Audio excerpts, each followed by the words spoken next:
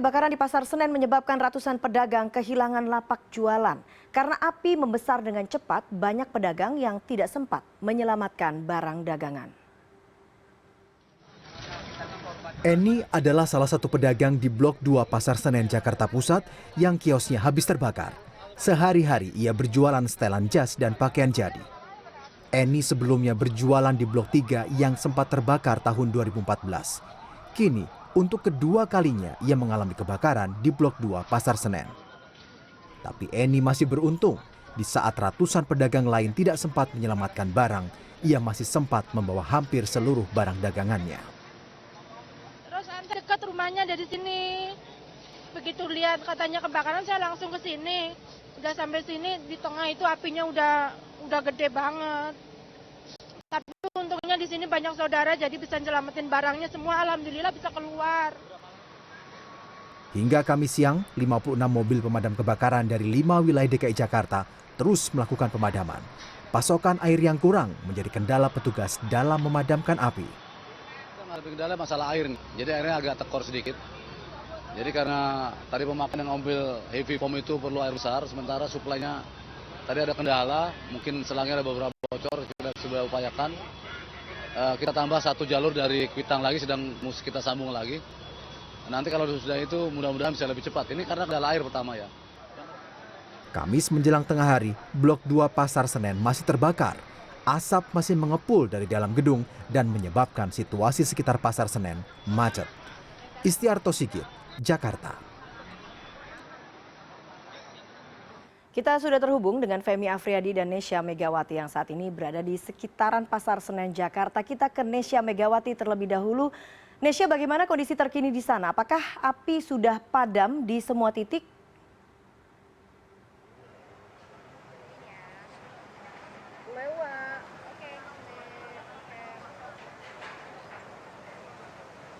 Ya, Nesya.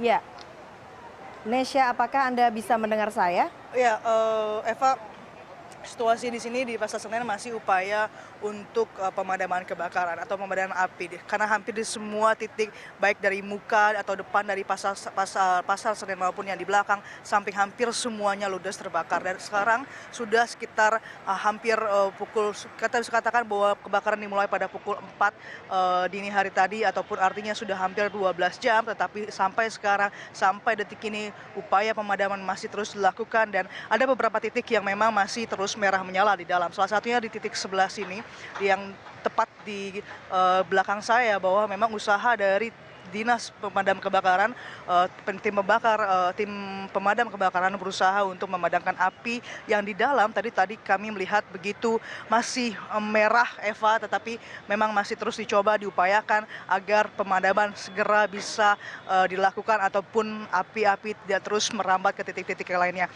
Saya tadi berbincang, Eva, dengan beberapa petugas pemadam kebakaran. Ada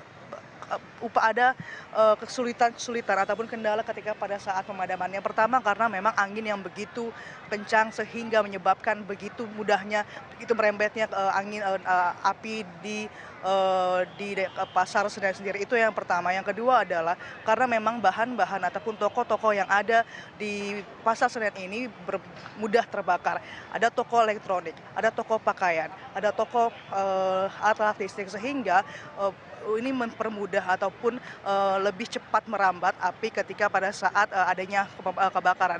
Faktor ketiga adalah kenapa akhirnya sulit sekali untuk dipadamkan adalah mengenai memang tadi diusahakan mengenai kondisi dari peluru dari pemadam kebakaran itu sendiri. Memang terkendalanya adalah air yang memang tadi sudah banyak sekali ribuan, bahkan mungkin puluhan ribu liter air yang sudah dikeluarkan untuk berusaha untuk memadamkan api, tetapi memang belum juga bisa memadamkan, sehingga tadi memang ada waktu jeda sekitar 10 menit ketika air sudah habis, maka tim lainnya ataupun tim pemadam kebakaran berhenti sejenak untuk menunggu pasokan air yang datang.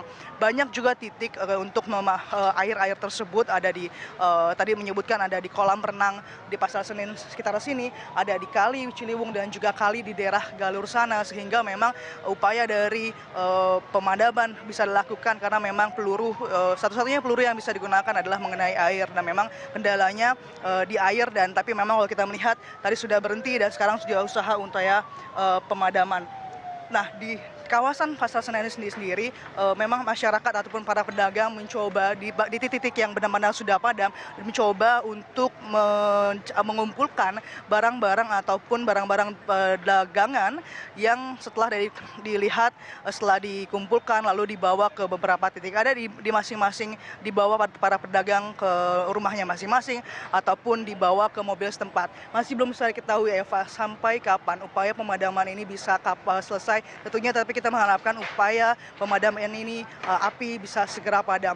Yang berikutnya adalah mengenai upaya relokasi. Memang tadi ketika pada saat PLT Gubernur Sonny Sumarsono datang, mereka meminta agar para pedagang untuk direlokasi ke tempat berikutnya.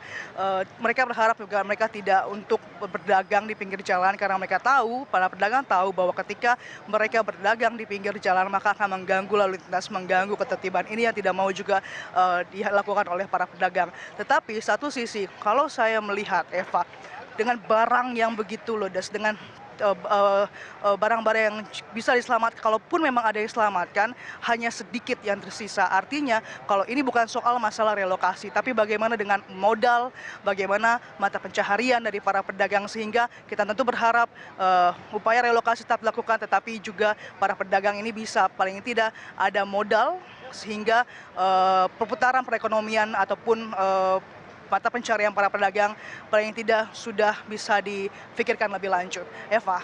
Baiklah, Nesya Megawati tadi melaporkan bagaimana situasi terkini dalam kebakaran di Pasar Senen. Kita akan melihat bagaimana arus lalu lintas dampaknya terhadap dampak dari kebakaran Pasar Senen terhadap arus lalu lintas yang ada di sekitaran Pasar Senen. Kita akan bergabung bersama Femi Afriyadi.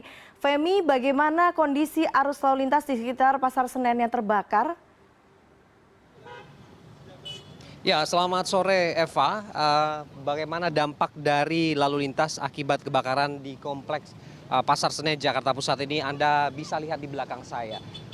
Di belakang saya ini merupakan jalur yang bisa menuju ke sejumlah arah, khususnya ke Kelapa Gading, ke Bungur, dan juga ini ke Cempaka Putih.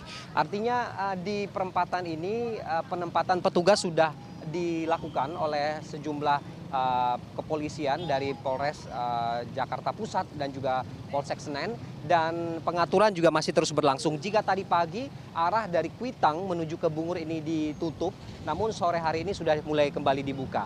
Dari arah Bungur menuju ke arah Kramat atau Salemba ini juga sudah dibuka untuk kedua jalur begitu, dan kendaraan roda 4 dan roda 2 sudah bisa melewati jalur ini. Dan begitu pun juga dengan arah yang menuju ke Stasiun Senen saat ini juga sudah mulai dibuka, dan yang menuju ke underpass juga sudah mulai dibuka kedua arahnya. Ini menjadi patokan bagi setiap pengendara yang sore hari ini akan melintas di kawasan ini. Tapi memang perlu diantisipasi bahwa banyak kendaraan operasional baik itu dari damkar, dari ambulans yang bersiaga di tempat ini. Ini artinya memang keberadaan dari kendaraan-kendaraan ini berupaya untuk memadamkan api, sementara untuk ambulan ini untuk mengantisipasi memang kalau ada kondisi-kondisi darurat terjadi di tempat ini. Dan di sekitar sini juga masih dipenuhi oleh masyarakat atau juga warga sekitar yang masih ingin melihat bagaimana kebakaran yang saat ini masih terus berlangsung, Eva, dan juga bagaimana kemudian pekerja dari pusat pertokoan dan juga Pasar Senen ini dan juga pemilik toko